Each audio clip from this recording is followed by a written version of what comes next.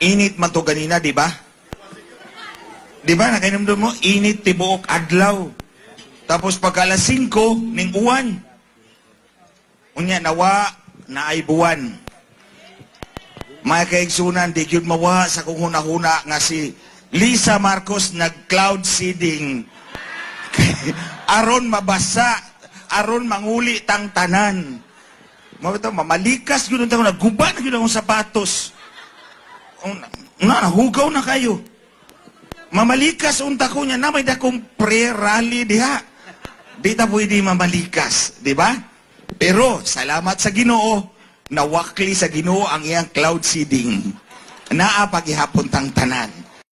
Torne, ano ba si Lisa Marcos? Diyos ba para makapagpadala ng ulan? Ano ka? Hilo? Ay, teka, pag-aralan natin yung sinabi niyang cloud seeding. Higit ni Atty. Glenchong about sa cloud seeding ay agad naman nating chinek ang weather nung Sunday, Feb 25, and nakita naman natin, ayan o, merong araw, meron din namang cloud, pero hindi naman siya talaga umulat. So, ano ba yung cloud seeding? By definition, ayan o, by US Research Institute, ito ay isang modification technique para magkaroon ng ulan. At alam nyo ba kung magkano yan? 80,000 to 100,000 per day under Department of Agriculture.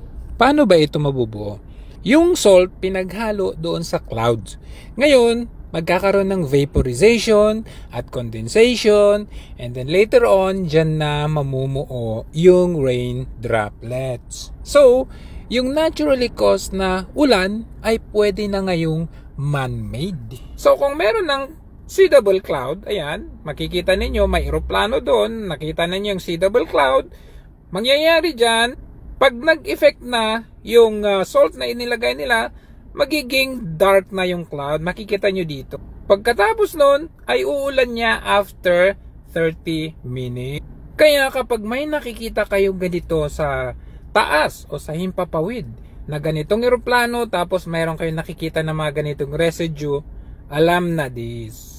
At nakikita ninyo itong thick cloud pero white pa siya.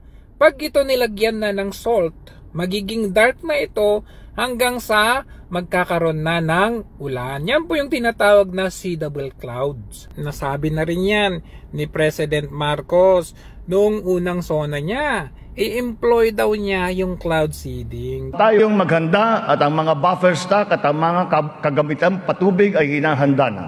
Kung kinakailangan, magsasagawa pa tayo ng cloud seeding upang makapagdala ng ulan.